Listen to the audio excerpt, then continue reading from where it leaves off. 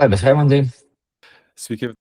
Prieš metus filmavom apie klaidas, kurios daromos reklamoje, reklaminėse kampanijose ir metai praėjo, klaidas turbūt radikaliai nepasikeitė, tačiau norėčiau atnaujinti tavo įžvalgas klientams, ką jie galėtų padaryti dar geriau. Faktas, kad profesionaliai darant tikriausiai patiems neįmanoma visko žinot, nes mašinų patys netaisom ir namų patys nestatom, samdom specialistus tiem darbam, tai čia tikriausiai požiūris turėtų būti irgi toks pat, kad yra žmonės, kurie išmano savo sritį ir reikia į juos kreiptis, kad tai darytų profesionaliai.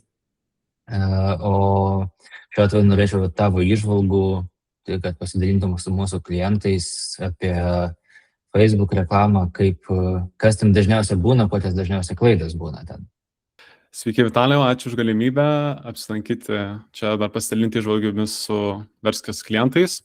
Iš tikrųjų, per metus atrodo, kad galbūt daug kas gali nepasikeis, bet meta ir reklamos platformos keičiasi kiekvieną savaitę, tai šiaip iš tikrųjų, jeigu pažiūrėsim praeitų metų įrašą ir šių metų įrašą, tai manau skirtumas bus ganėtinai nemažas.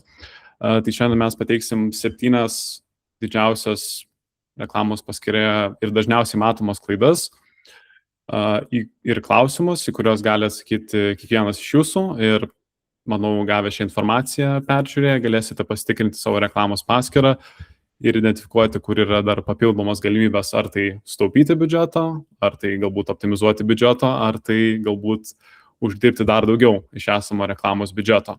Taigi, pradėkime nuo pirmo klausimo. Ar yra parinkti tinkami kampanijų tikslai ir jų struktūra? Gali būti taip. Leidžiamos kampanijos yra su pardavimų tikslais, šiuo atveju pardavimų kampanija, tada mes turim kampaniją srautui, tai landing page views nukreipimams, tada mes turime kampaniją paspaudimams ir galbūt viskas būtų tvarkoj, bet šitas kampanijas ir tokia reklamos kampanijų struktūra labai sudėtinga yra pirmas dalykas valdyti, antras dalykas auginti, trečias dalykas prižiūrėti, kampanijos tarpusavį gali konkuruoti, netinkamai išnaudojamas biudžetas ir dar daug kitų priežasčių, kurios nepadeda jūsų reklamoms.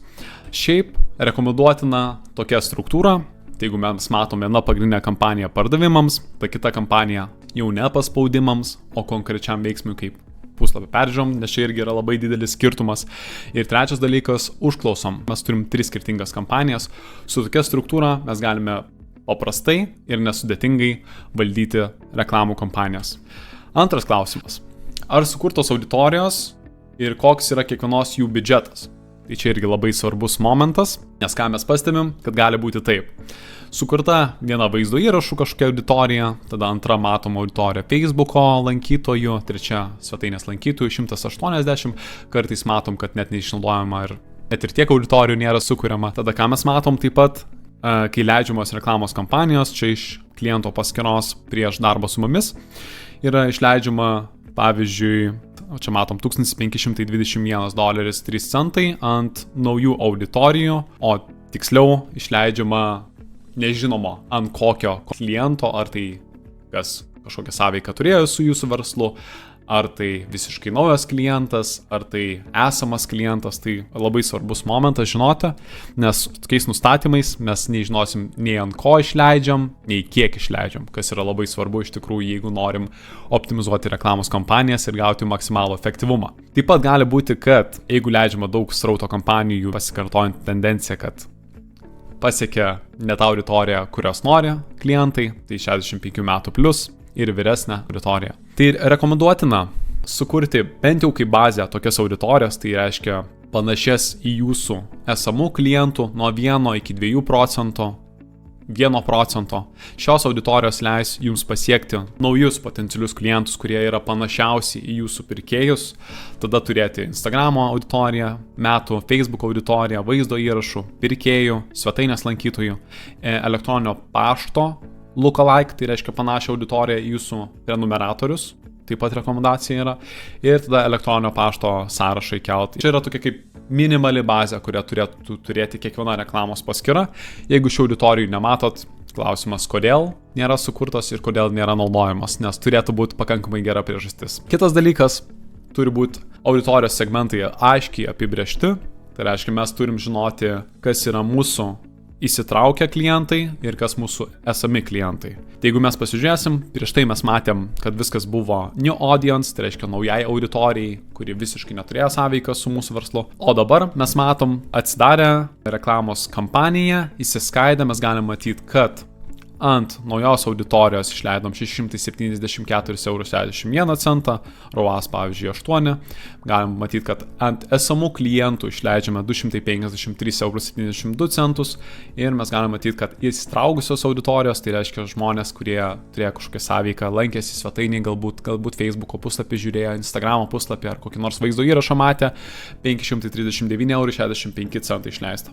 O skirtumas tarp prieš tai buvusios reklamos paskyros ir šios, kad mes aiškiai žinom, kiek kur išleidžiam biudžeto ir tai yra labai svarbu, jeigu norim auginti savo reklamos kampanijas. Nes mums labai svarbu pritraukti nuolatos naujos auditorijos, ko įmanoma daugiausia. Natūralu, galbūt čia reklamos įsiperkamumas bus šiek tiek mažesnis, šitoj paskyroje mes matom puikų reklamos įsiperkamumą, bet didžioji dalis dažniausiai turėtų eiti būtent į šitą, bet aišku, tai priklauso nuo verslo specifikos ir dar kitų dalykų. Taigi, trečias klausimas, ar įdiegtas ir tinkamai naudojamas Pixel ir Conversions API? Dažnai, ką mes matom, gali būti taip, Metapixelis įdiegtas, Metapixelis padeda sekti informaciją iš svetainės ir perduoda į reklamos paskyrą, jeigu trumpai tariant, bet Conversions API neįdiegta. Matom kažkokį pirkimo galbūt įvykį, tai čia reiškia, kad elektroniniai parduotuvėje apsilankė ir nusipirko jisai sukurtas, bet galbūt kažkokią klaidą jisai turi ir natūralu, jeigu Conversions API neįdiegta, mes matom iš pačios metos informaciją, kad jeigu mes naudojam Conversions API, tai iš serverio pusės tie patys įvykiai yra siunčiami, kaip Metapixelis, tai jis perduoda iš naršyklės informaciją, o Conversions API perduoda informaciją iš serverio pusės, tai reiškia, kad jūsų duomenys ženkliai tikslesni yra, aukštesnė jų kokybė, ko pasekoje per ilgesnį laikotarpį jūs turit maždaug bent jau 13% mažesnę kainą už rezultatą, kainą už pardavimą arba kainą už veiksmą. Rekomenduotina Conversions API būtina įsidiegti, Metapixelis, turėti tvarkingai įdiegtus ir sutvarkytus įvykius, tai pirkimo įvykį.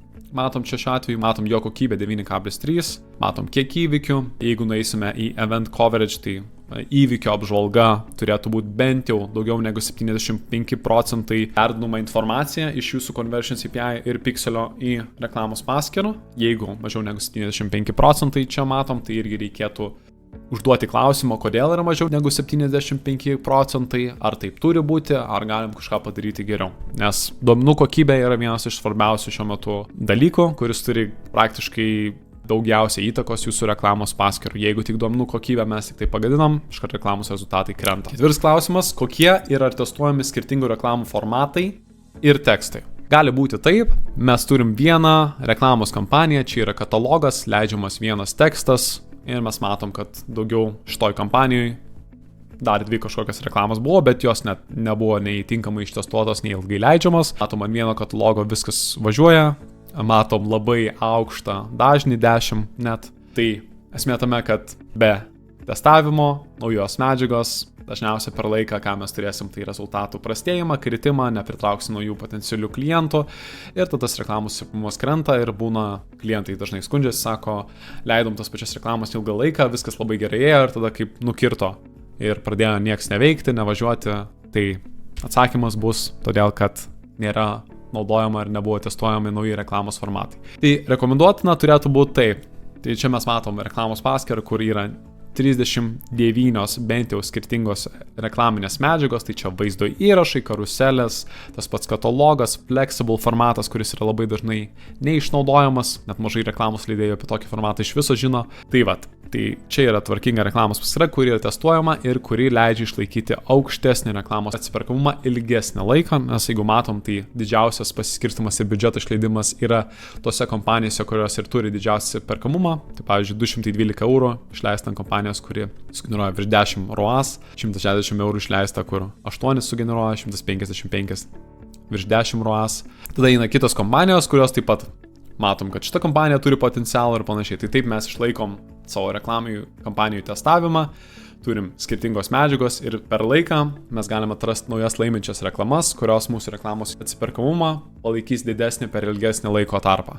Tai va, jeigu yra viena medžiaga, mes užduoti klausimus ir pasitikrinti, ar tikrai turėtų viena būti medžiaga. Ir su tekstais taip pat nepamiršti, kad labai dažnai būna vienas reklamos tekstas, tai šiaip varijuoti ir turėti jos skirtingus yra tikrai privalumas, nes Meta šiuo metu labai veikia ir personalizuoja reklamas. Kokios metrikos yra sekamos, taip pat yra svarbus klausimas, nes dažnai gali būti mes sekam parodymus, kainą už 1000 paspaudimų, reach, frequency, dažnį, paspaudimus, kokie jie yra. Ir viskas tvarkoja, tam tikros metrikos jos yra naudingos, bet jeigu jūs esate komercija, svarbiausios metrikos yra kiek apyvartos sugeneravo, kiek pardavimų, kokia kaina už pardavimą, kokia vidutinė krepšelio vertė. Matau vis dar daug kas nežiūri šią metriką, bet tai taip pat vertinga metrika, nes mes galime matyti iš karto tam tikrus skirtingas reklamas, kurios turi ženkliai didesnę dvigubą net krepšelio vertę, net daugiau. Pavyzdžiui, šita reklama irgi svarbi metrika ir tada, aišku, reklamos superkamumas tai ROAS. Tai yra svarbios metrikos, kurios jūs turėtumėte sekti. Visas kitas pardavimų kompanijose, ar tai būtų potencialių klientų kompanijos, galima praktiškai ignoruoti, nebent labai gerai nusimanote, ką darote ir žinote tikrai, ką reikia, kaip interpretuoti, bet reikia atsižvelgti iš pradžių į šitas, nes jos yra svarbiausios jūsų verslui. Kitas klausimas, ar tikrinate piltuvėlę? Nes labai dažnai pasileidžiam svetainę ir nei mes tikrinam, nei mes žiūrim, tiesiog turim piltuvėlį, kuris galbūt veikia, galbūt neveikia.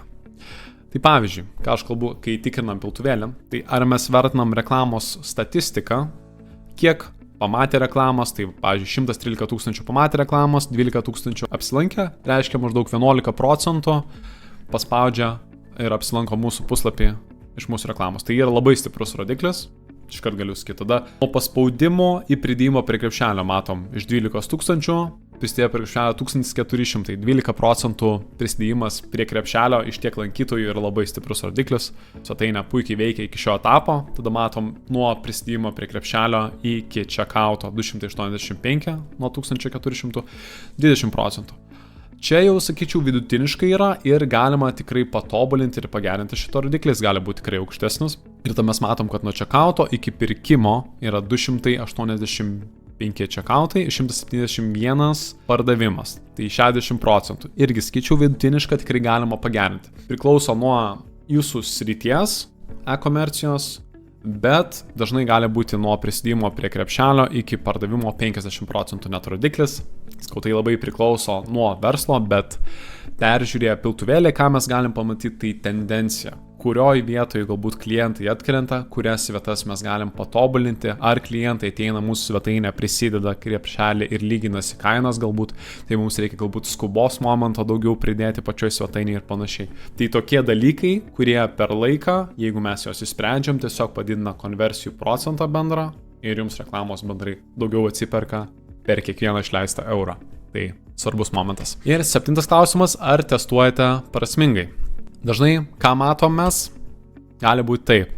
Mes testuojam skirtingas auditorijas, kurios nėra skirtingos auditorijos ir ką aš turiu menį. Tai pavyzdžiui, matom, čia 180 pirkėjai, čia kas produktus peržiūrė 180, čia broad, čia jau tos pačios auditorijos. Jeigu pasižiūrėsim į biudžetą, aiškiai matosi, kad top 3 skirtingai reklamų acetai rinkiniai, jie sugeneruoja daugiausia ROAS ir pardavimo.